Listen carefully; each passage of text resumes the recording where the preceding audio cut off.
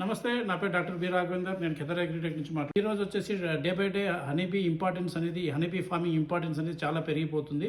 And ఎవరైతే honeybee farming start చేశారో and ఎవరైతే కొత్తగా స్టార్ట్ చేయాలనుకుంటున్నారో అండ్ చుట్టుపక్కల పెస్టిసైడ్ అంటే కెమికల్ స్ప్రేయింగ్ చేసినప్పుడు, కీటకనాశనాలు స్ప్రేయింగ్ చేసినప్పుడు బీ కల్చర్, కాలనీకి ఎటువంటి ఇబ్బందులు తలెత్తుతాయి అండ్ అటువంటి బీ పాయిజనింగ్ అయినప్పుడు ఎటువంటి లక్షణాలు ఉంటాయి అండ్ దాన్ని ఎలా కంట్రోల్ చేసుకోవాలనేది ఈరోజు మనం తెలుసుకుందామండి.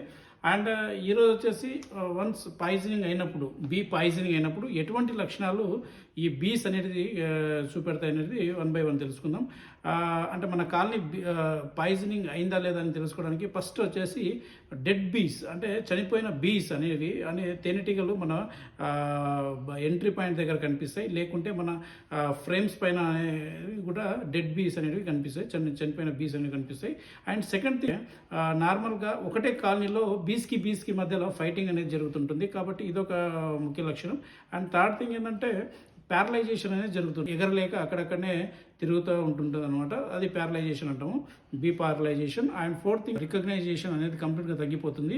And bee colony strength day by day తగ్గిపోవడానికి ఈ బీ పాయిజనింగ్ అనేది కూడా ఒక ముఖ్య కారణం. పాయిజనింగ్ కావడానికి ముఖ్య కారణాలు ఏంటంటే, ఎవరైనా ఇన్ అండ్ అరౌండ్ మన కాలనీ చుట్టూ కెమికల్ స్ప్రే చేసినప్పుడు పంట పొలాలలో మనకు బీస్ అక్కడ వెళ్ళి ఆ కెమికల్ అని టచ్ అవ్వడం వల్ల బీ అనేది పాయిజనింగ్ అయిపోతుంది. పాయిజన్ అయిపోయి అది మళ్ళీ కాలనీకి రావడం వల్ల ఆ కెమికల్ మళ్ళీ మిగతా బీస్కి తగ్గడం వల్ల బీ అనేది కంప్లీట్గా ఆ కాలనీ అనేది డిటరియేట్ అయిపోతుంది. ఇది chlorinated hydrocarbons like chlorpyrifos, chlorpyrifos and monocrotophos and like dichlorvos, ఇటువంటి కెమికల్ స్ప్రేయింగ్ చేసినప్పుడు ఎక్కువ బీస్కి అనేది ఎక్కువ ఇంపాక్ట్ అనేది చూపెడుతుంది. మేనేజ్మెంట్ ప్రాక్టీసెస్ గురించి తెలుసుకుందాం. అండ్ బీ పాయిజనింగ్ కాకుండా ఎటువంటి management practices bee keepers follow అవ్వాలనేది మనం తెలుసుకుందాము.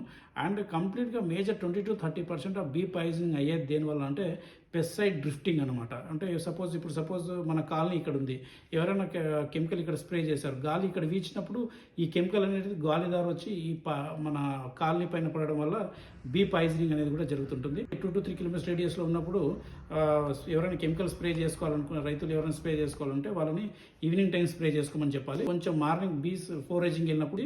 అండ్ నెక్స్ట్ వచ్చేసి ఈ ఫ్లవరింగ్ కండిషన్స్లోనే కాకుండా నార్మల్గా వేరే కండిషన్స్లో కూడా ఎవరైనా సపోజ్ ఫార్మర్స్ మిగతా రైతులు ఎవరైనా కెమికల్ స్ప్రే చేస్తున్నప్పుడు మనం షుగర్ సిరప్ ఇచ్చుకున్నట్టయితే ఆ 1-2 days బీస్ అనేవి కాలనీ దాటి బయటికి వెళ్ళవు. సో మనం అలా కూడా మన నార్మల్గా ఈ డస్ట్ ఈసీ ఫార్ములేషన్స్ అనేది కాలనీ చుట్టుపక్కల ఉన్న రైతులు గ్రాన్యూల్ టైప్ ఆఫ్ మెటీరియల్స్ని వాడుకున్నట్టయితే like carbofuran 4-8 granules, like cartap hydrochloric granules, ఇటువంటి గ్రాన్యూల్స్ వాడుకున్నట్టయితే మనకు చాలా వరకు మనం కంట్రోల్ చేసుకునే. అండ్ థ్యాంక్ యూ అండి.